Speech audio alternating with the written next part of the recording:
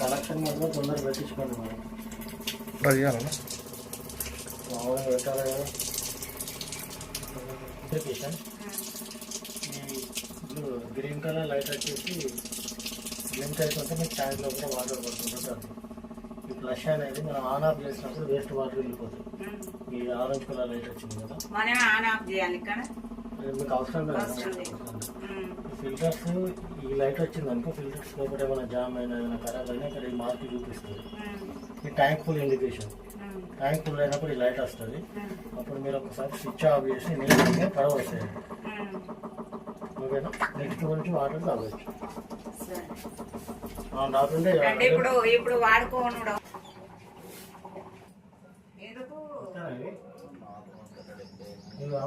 608 500 తగ్గుతుంది first water అన్నీ పడబోయాలి. Next అప్పుడు వస్తుంది.